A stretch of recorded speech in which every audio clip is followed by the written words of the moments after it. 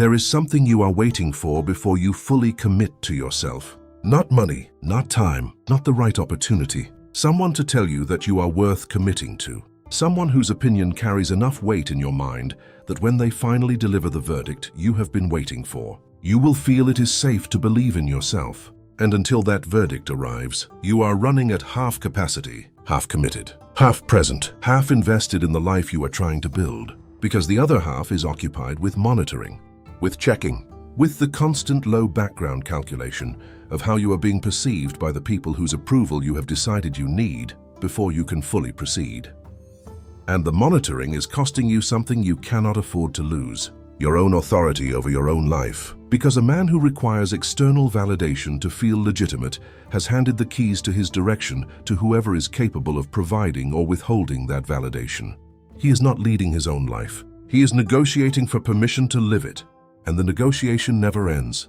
Because even when the approval arrives, it does not last. It requires renewal, constant renewal, from sources that are not reliable, from people who have their own concerns and their own moods and their own reasons for delivering or withholding the thing you have made your fuel. And so you are always monitoring, always adjusting, always slightly performing rather than actually living, always slightly less than what you could be, because what you could be has not yet been approved. In the Sengoku period of Japan, there was a general who was called many things by his enemies: fierce, uncompromising, impossible to intimidate. His name was Kato Kiyomasa. He served Toyotomi Hideyoshi from the earliest days of Hideyoshi's rise, when Hideyoshi was nobody, when following him carried no approval from anyone. When the verdict of every established power in Japan was that this man and those who followed him were beneath serious consideration, Kato Kiyomasa followed anyway. Not because he had been given permission to believe in Hideyoshi, because he had made a decision that required no external permission, and he spent his life applying that same standard to himself. He said it plainly to his men: a warrior who requires the approval of others to act has already surrendered the battle that matters most. He was not writing about swordsmanship. He was writing about the specific internal surrender of a man who has placed his self-worth in someone else's hands and cannot get it back until they choose to return it. This is the story of how that surrender ends. Chapter 1. The Awakening. The man who needed the room to tell him he was enough. Higo Province, Japan. 22. Daigo was 26 years old and was the most capable man in any room who could never fully act like it. Not from false modesty, from genuine uncertainty about whether his capability was real until someone else confirmed it. He was skilled. His training had produced results that spoke clearly.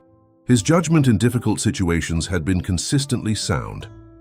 The men he led respected him with the particular respect that comes from direct experience of someone's competence under pressure. All of this was available as evidence. He almost never used it as evidence. Instead, he used the most recent opinion of the most significant person in proximity. If that person expressed confidence in him, he performed at his best. If that person withheld it, or questioned him, or simply said nothing, he performed at something significantly less than his best, because a portion of his attention was always directed at the monitoring, at the reading of the room, at the assessment of how he was being received, and attention directed at the monitoring was attention removed from the work. He had never calculated what that division cost him, because the division felt normal. It had always been there. It was simply the condition of operating in the world. You watch to see how you are being received. You adjust accordingly. You perform better when confirmed. You perform worse when uncertain. This was not a flaw he had identified. It was the background condition of his entire adult life. The crisis arrived during a campaign, a situation requiring an immediate decision that would affect the men he commanded. He knew what the right decision was. He could see it clearly, with the specific clarity of a man whose training and experience and judgment had prepared him for exactly this kind of moment. And he looked to the senior commander for confirmation before acting. The senior commander was occupied elsewhere, unavailable, and the moment passed. The decision that should have been made was not made. The consequences were manageable. Not catastrophic, but real and visible. And afterward, he sat with the specific quality of a man who has watched himself fail a test that his capability had prepared him to pass. Not from lack of knowledge, from lack of permission. He had waited for a nod that did not come. And the waiting had cost something that the capability alone should never have allowed to be lost. He went that week to the man in Kato Kiyomasa's service who had been described to him as someone who understood this specific failure at its root.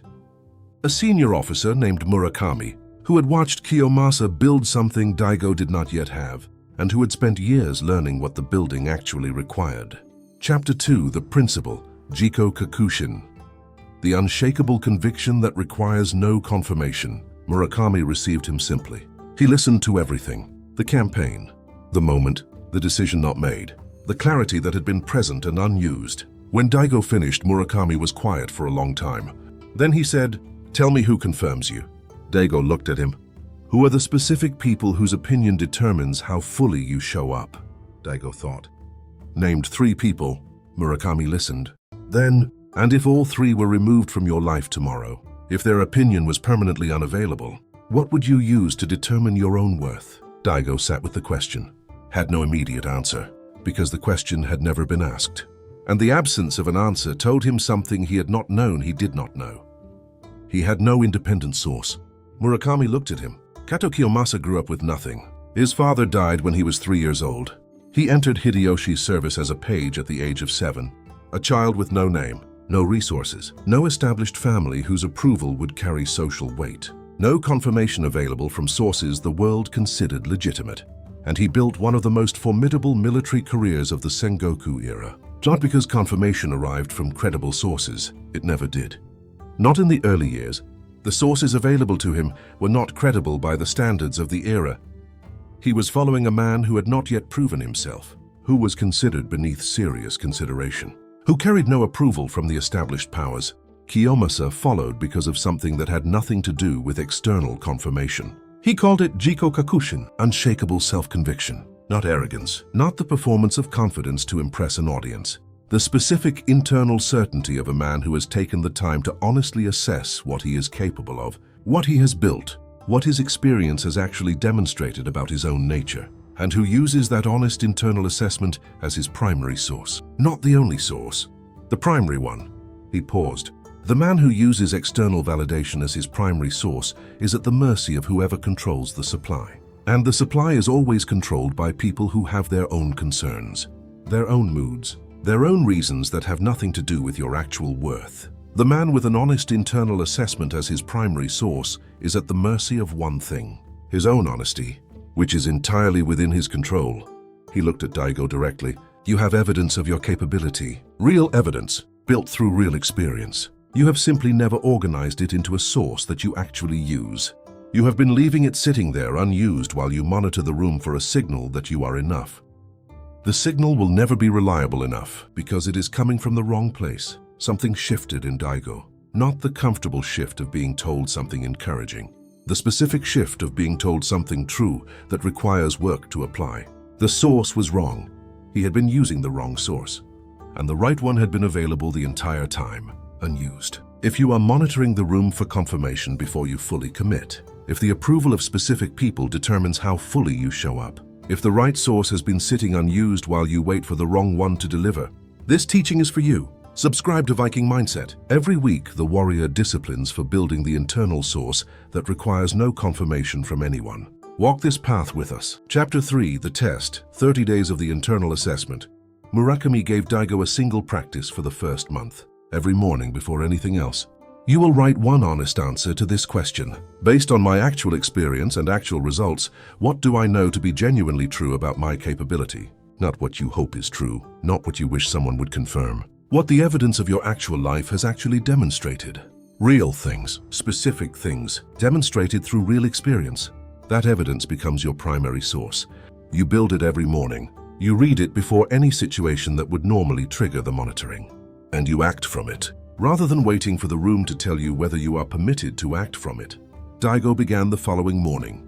The first entry was 3 lines long, not because there was little evidence, because he had never organized it before, had never treated his own experience as a legitimate source, had never sat with the honest question of what his actual life had actually demonstrated about his actual capability.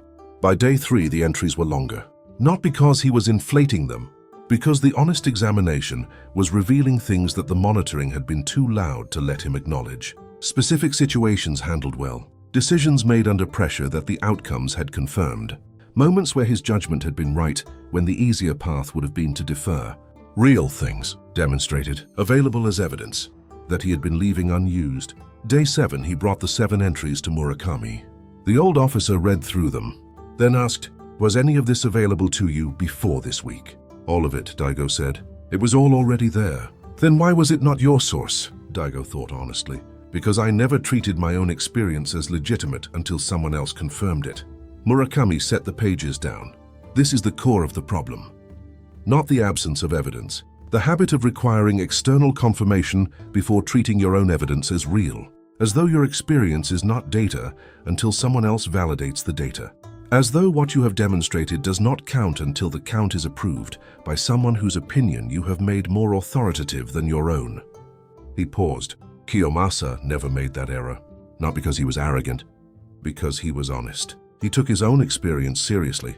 He treated what he had demonstrated as real evidence of real capability, and he used that evidence to determine his own direction, rather than waiting for someone else to read the evidence and tell him what it meant. Week 2, Murakami expanded the practice. Every time you feel the monitoring begin, every time you feel the attention moving toward the room to check how you are being received, you stop and you return to the internal assessment. What do I actually know about my capability in this specific situation? Not what does the room appear to think. What does my honest assessment say? And you act from the honest assessment. Before the room delivers its verdict, Daigo began catching the monitoring. Its frequency surprised him. It was constant, not just in high-stakes situations, in ordinary ones, in conversations that carried no significant consequence, in decisions that required no external validation to be sound. The monitoring was running continuously, a permanent background process consuming attention that should have been in the work. Day 4 of week 2, he caught it during a briefing he was delivering. Mid-sentence, the attention split, part of it in the content of the briefing, part of it on the faces of the men receiving it, reading, assessing, adjusting the delivery based on the reading. He caught it, returned to the internal assessment, finished the briefing from the content rather than from the monitoring of the reception. The briefing was better. Not because the content changed, because the attention was no longer divided. Week 3 introduced the hardest practice. Murakami called it the withheld confirmation. This week you will actively seek situations where the confirmation will not come, where the people whose validation you have been monitoring will be absent, or will deliver ambiguous signals, or will withhold the nod, and you will act anyway, fully, without reducing your presence to manage the uncertainty. Daigo entered 3 such situations in week 3. The first 2 he navigated from the internal assessment, not perfectly, with enough of his attention in the work rather than the monitoring that the quality was clearly different from situations where he had been performing for the room. The third he did not manage fully. The monitoring returned, pulled the attention, reduced the presence. He brought the honest account to Murakami. The old officer read it, then said, 2 out of 3 in the hardest conditions in the 3rd week. Tell me what happened in the 3rd. Daigo described it. The person whose opinion he monitored most was present, watching, and the monitoring activated at a level that the practice had not yet built enough resistance to contain.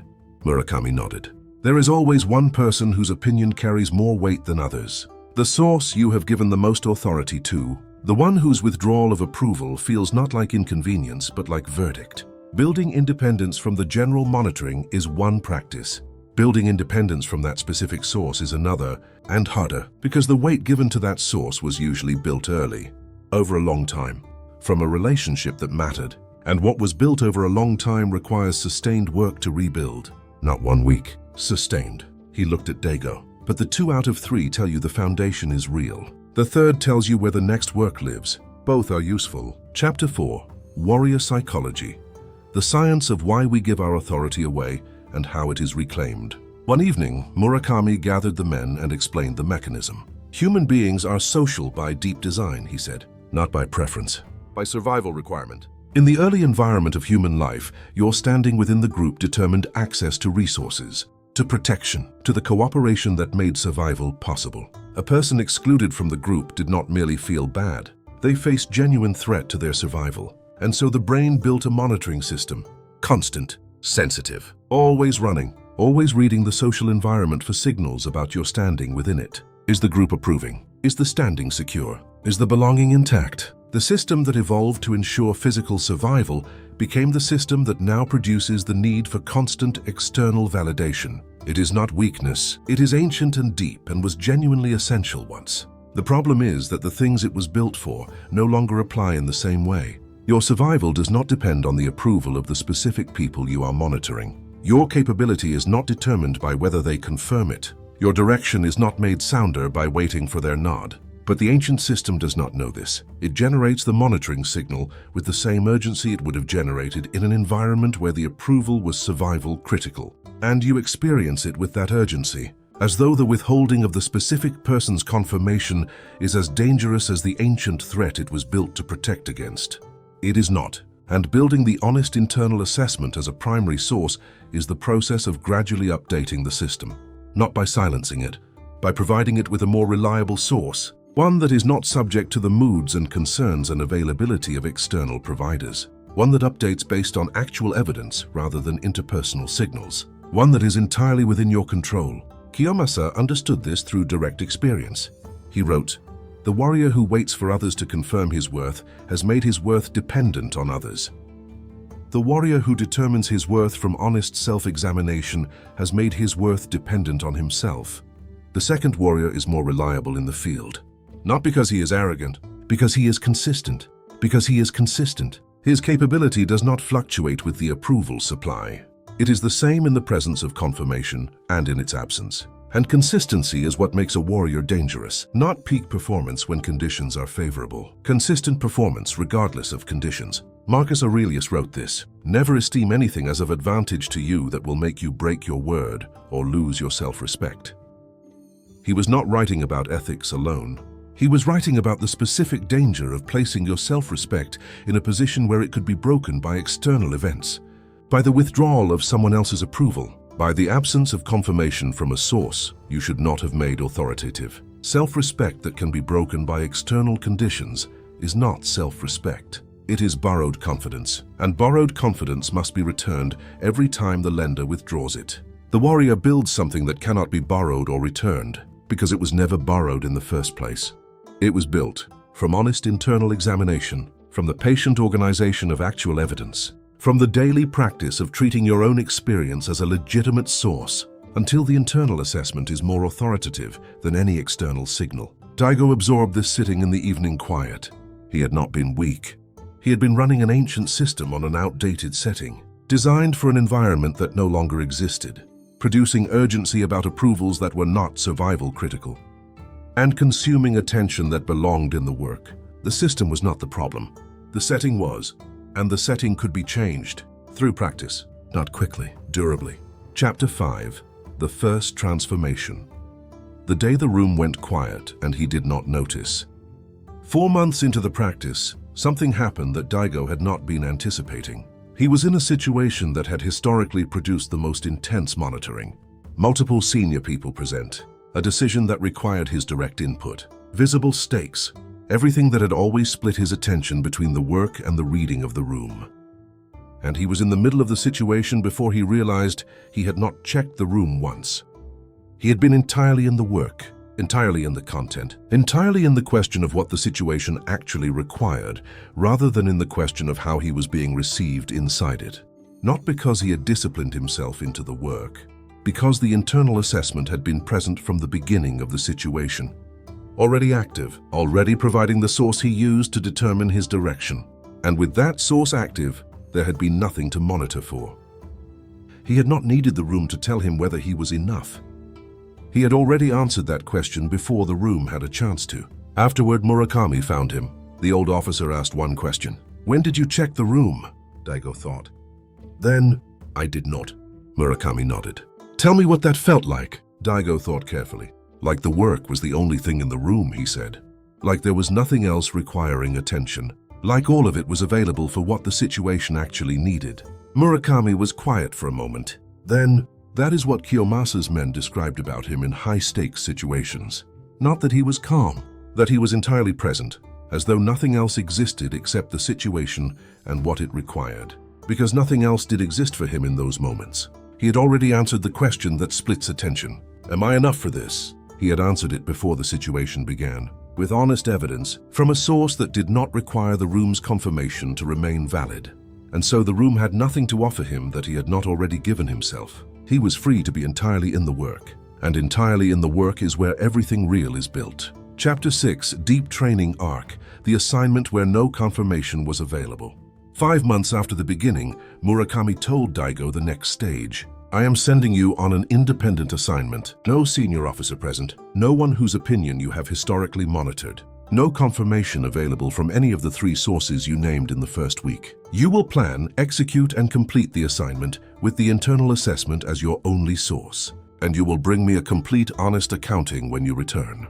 Not of the outcome, of where the internal assessment held and where the monitoring tried to return.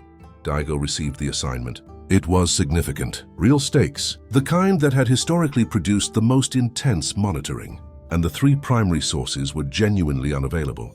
He began with the morning practice, built the internal assessment before the first day of the assignment began. What do I actually know about my capability in this specific kind of situation? The evidence was there, organized, specific, demonstrable. He acted from it. The first 2 days, the monitoring attempted to activate several times. Not toward the absent sources, toward new ones.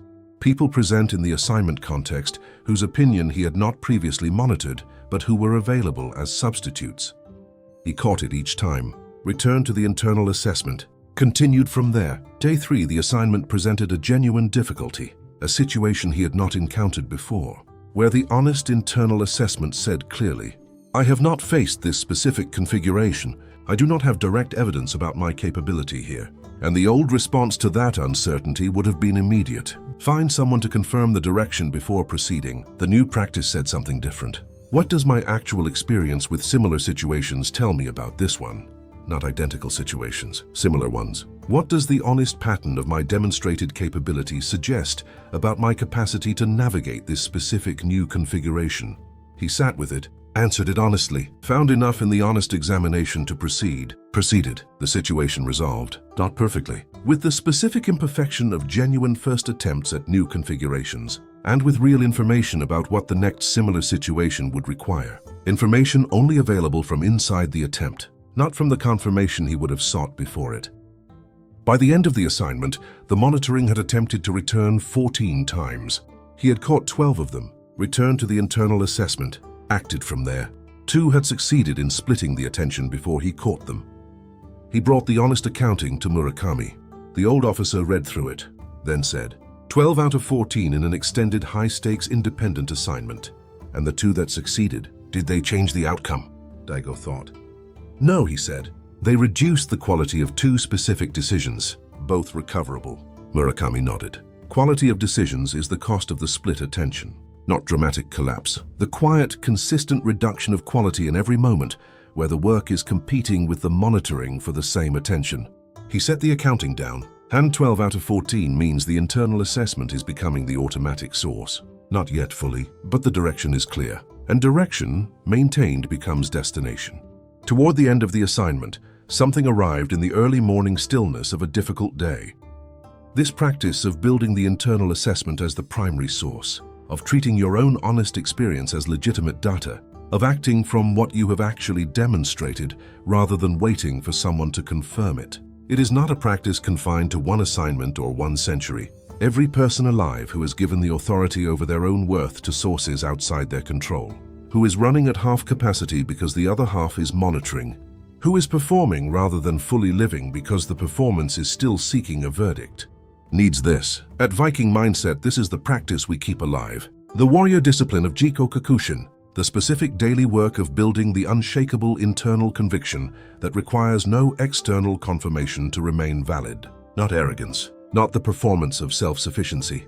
The honest, organized evidence of what your actual experience has actually demonstrated, made authoritative over time, through practice. Subscribe to Viking Mindset. Every week, the ancient warrior disciplines for reclaiming the authority over your own worth, for building the source that cannot be provided or withheld by anyone except you, because the monitoring will not stop on its own. But the source it is feeding from can change, and when the internal source is stronger than the external signal, the monitoring loses its authority, and the attention comes home, all of it. Available for the work, Daigo opened his eyes in the early morning of the assignment's final day, built the internal assessment, and entered the day without checking the room once. Chapter 7. The Final Confrontation. The soldier who was waiting for a verdict that was never going to satisfy him. 6 months after the beginning, Daigo sat across from a young soldier. 23 years old, recognizable immediately. Not from the monitoring, from the cost of it. The specific half-present quality of a person who is always partially somewhere else. Reading the room, adjusting, performing toward a verdict that keeps requiring renewal. The young soldier described a situation where he had performed below what he knew he was capable of, in the presence of the senior officer whose confirmation he most needed. He had known the right answer, had been unable to deliver it with full conviction, because the full conviction required the nod he had not yet received, and so what he delivered was a diminished version. Careful enough to be defensible, not complete enough to be excellent, and the senior officer had received the careful version. And the careful version had produced no nod, which had confirmed that more care was needed, which would produce an even more diminished version next time. The cycle was clear to Daigo from the outside, invisible to the young soldier from the inside. When the young soldier finished, Daigo was quiet for a moment. Then he asked, "How long have you been waiting for his confirmation?" The young soldier thought. 2 years, he said. And has he delivered it? Once, 6 months ago. And what happened after he delivered it? I performed well for 2 weeks, then waited for the next one. Daigo nodded. And what did 2 years of waiting produce? The young soldier looked at the floor. 2 weeks of full performance, the rest at something less. Daigo let that sit for a moment. Then, I want to ask you something honest. If he confirmed you completely tomorrow, if he delivered the fullest possible version of the verdict you have been waiting for, how long would it last? The young soldier was quiet, a long quiet. Then, until I started wondering if he still meant it. Daigo nodded. Yes, because the problem is not that he has not confirmed you enough. The problem is that you have made his confirmation the source. And any external source requires constant renewal, because external sources have their own concerns, their own moods, their own reasons that have nothing to do with your actual worth. And a source that requires constant renewal from an unreliable supplier will always produce the monitoring, the adjustment, the performing toward the verdict, the half presence, because the other half is always managing the supply. He picked up a scroll from the table beside him, placed it in front of the young soldier. What is on this scroll, he said, is not a compliment. It is a practice. One question, asked every morning, before any situation where you would normally monitor the room. Based on my actual experience and actual results, what do I know to be genuinely true about my capability here? Not what do I hope. Not what do I wish someone would confirm. What has my actual life actually demonstrated? The young soldier looked at the scroll. What if the honest answer is not enough? Daigo looked at him steadily. The honest answer from 2 years of real experience is more reliable than 2 years of waiting for one person's verdict. Because the honest answer does not change with his mood, does not require renewal, does not disappear when he is occupied elsewhere. It is yours, built from what you have actually done, available every morning, regardless of who is watching, regardless of who delivers the nod. He paused. Kato Kiyomasa followed Hideyoshi when Hideyoshi was nobody, when no established power confirmed the direction, when the verdict of every credible source available said this is not the right choice. He followed because he had built an internal assessment strong enough to act from, without requiring the credible sources to agree before he proceeded. And what he built following nobody who had yet been confirmed was confirmed by history, not because history is always just, because he was right about what he had actually seen. And he trusted what he had actually seen, more than he trusted the verdict of people who had not seen it. The young soldier picked up the scroll. Read the question. Tomorrow morning, Daigo said. Before you see him, before any situation where the monitoring would normally start, answer the question honestly. Build the source. Then enter the situation from the source, not from the monitoring, and notice what is different about the quality of what you produce when the attention is not split. When there is no verdict being waited for, no room being read, no performance aimed at a nod, just the work. And what you actually know about your capacity to do it. The young soldier looked at him. What if he never confirms me? Daigo was quiet for a moment. Then you will have built something better than his confirmation. You will have built the evidence that makes his confirmation unnecessary, not because his opinion stops mattering, because yours starts mattering more. And that is not arrogance.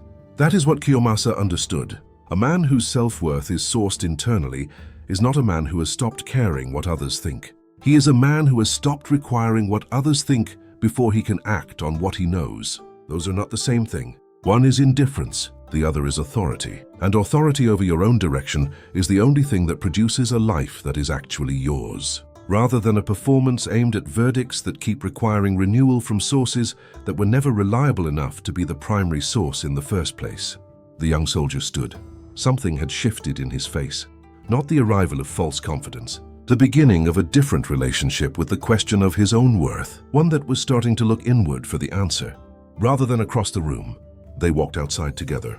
The morning was clear, real, full of situations that would trigger the monitoring if the monitoring was still the source. This is what Kato Kiyomasa built across a lifetime of following his own honest assessment before the world confirmed it was worth following. Not the absence of the need for belonging, the building of an internal source strong enough that the belonging was not required before the action, that the confirmation was not needed before the commitment, that the verdict could arrive after, because the direction had already been determined from a source that required no external input to remain valid. You have evidence, real evidence, demonstrated through real experience, that you have been leaving unused while you monitor the room for a signal that the evidence is legitimate. The signal is not coming from a reliable source. It never was. The source is already there. It has always been there. You simply have not organized it, have not treated it as authoritative, have not used it as the primary input before the situations that demand your full presence. Build it tomorrow morning, before the first situation that would normally trigger the monitoring. Answer the question. Based on my actual experience and actual results, what do I know to be genuinely true about my capability here? And act from the answer, before the room delivers its verdict, because the room's verdict was never the point. The work is the point, and the work needs all of you. Not the half of you that is not monitoring, all of you. Subscribe to Viking Mindset. Every week, the warrior disciplines for building the internal source that requires no confirmation. Every week, the ancient practices for reclaiming the authority over your own worth. Because the monitoring will consume exactly as much of you as you allow it to consume. And what it consumes is always the same thing. The attention that belongs in your work, the presence that belongs in your life, the full commitment that has been waiting for a permission that was never anyone else's to give. Reclaim it. Build the source. Act from it. That is the warrior's way.